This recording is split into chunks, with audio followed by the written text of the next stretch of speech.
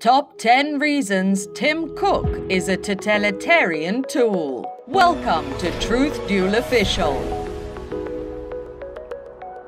In this video, you'll learn about Apple CEO Tim Cook's totalitarian censorship spree. You'll want to stick around till the end of this video to learn how to avoid Tim Cook's technological dystopia.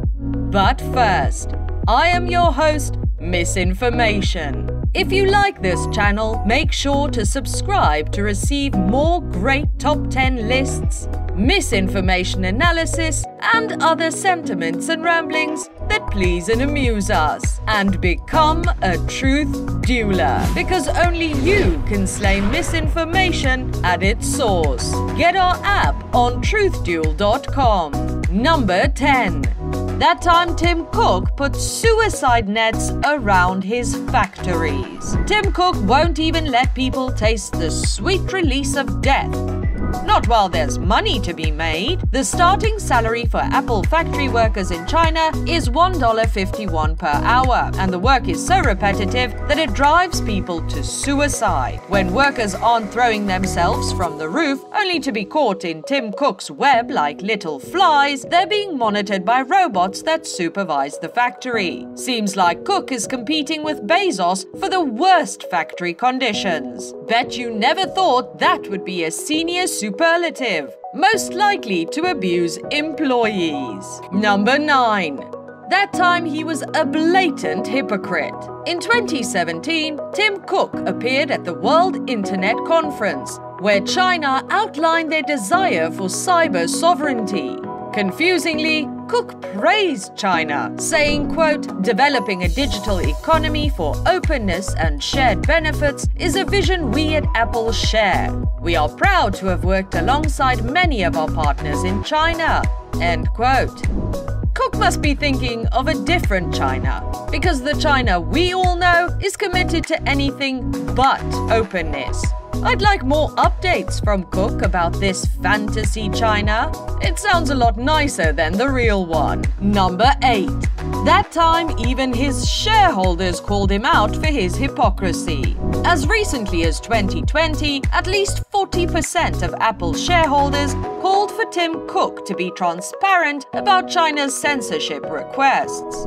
They were particularly concerned with Apple's role in the oppression of Tibetans and Uyghur Muslims that have suffered under Tim Cook's tech dystopia. Come on, Tim Cook. You know it's bad when even money-hungry shareholders step back and say you're being a little too greedy. If that doesn't make you stop to self-reflect, then I don't know what will. Number 7. That time Tim Cook removed VPNs from the Chinese App Store. Yep, the shareholders weren't lying. Tim Cook loves to censor Chinese citizens. In 2017, he pulled all VPNs from China, stating that they violated Chinese law. I wonder what that Chinese law is violating. Maybe people's right to free speech. Tim Cook, what happened to that whole thing about developing a digital economy for openness? I get my definition of openness from the dictionary, but it seems Tim Cook gets his directly from 1984.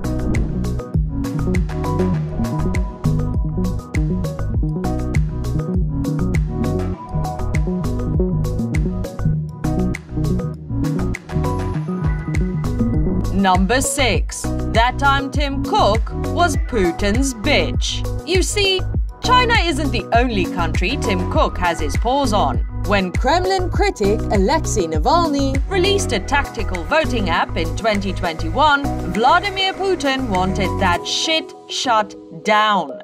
Tim Cook was only too happy to oblige, and the app was removed from the Apple Store, dealing a huge blow to Putin's biggest opponent. They say birds of a feather flock together, so perhaps it's not a surprise Cook is so friendly with Putin and Xi Jinping. It's a bona fide totalitarian menage a trois. If you like totalitarian tools, grab a cold one and watch our video, Lemonade Stand Legal Overreach You Won't Believe.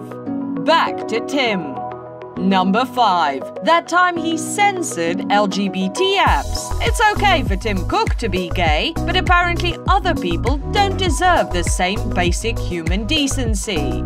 Apple has censored LGBT apps in over 152 countries, most of which are countries with low human rights scores. The apps, which include Hinge and Adam for Adam, can serve as a source of community for people in oppressive regimes like Saudi Arabia, the United Arab Emirates, and yes, you guessed it, China. This seems like a clear case of "F you, I got mine" syndrome. Number 4. That time he censored information about the coronavirus. A text encryption app was used by Chinese citizens to get around censorship laws about the pandemic. Unfortunately for those people, Tim Cook pulled the plug on that one and other apps discussing the coronavirus. Those apps were used to circulate an article about a Wuhan doctor who was denounced for warning people about the virus. So much censorship. I bet Tim Cook slept well that night, knowing that Big Brother China was there to tuck him in and give him a goodnight kiss. Number 3. That time he enabled cultural genocide. Even though Islam is, allegedly, a protected religion in China, those protections don't extend far enough to stop Tim Cook's censorship bender. The app's developer said the removal wasn't because of its religious content, but rather, quote, according to Apple, the app has been removed because it includes content that is illegal. End quote. Right. And it just so happens that people are also being detained for texting verses from the Quran and for going to mosques and for just doing what Muslims do. Speaking of Muslims, so much censorship. Wasn't technology supposed to bring us transparency and freedom from oppression? Number 2. That time Tim Cook enabled actual genocide. Apple hosts over a dozen apps that have been blacklisted by the United States Treasury Department. Why were they blacklisted? Because they're tied to the Chinese paramilitary group carrying out the Uyghur genocide. Our Truth Duel investigative reporters tell us this isn't even the first time Apple hosted blacklisted apps. Apple has already been fined for this behavior in the past. They say you should give second chances, but I think Tim Cook has been given plenty already. He's certainly not giving the Uyghur people a second chance. We found that since 2018, 2019, some of them are being released, and some, residents in Xinjiang are being rounded up, and they're sent out to other provinces in China, spread across the country, and they're working in factories. Number 1. That time he purposefully made iPhones shitty. Back in 2016, Apple released software update 10.1.1 for their new iPhone 6s. However, the battery life of people's iPhones was suddenly dropping rapidly, sometimes decreasing to 30% overnight or even shutting off completely. Concerned people took to social media to call out the tech giant for planned obsolescence or designing a product to fail so consumers buy more. The lawsuits came rolling in, and Tim Cook eventually admitted to having intentionally decreased the battery life of his products. The tech giant is facing multiple lawsuits after it admitted that it slows down older models. Well, this comes as analysts say fewer people than expected asked for a new iPhone 10 under the tree this Christmas.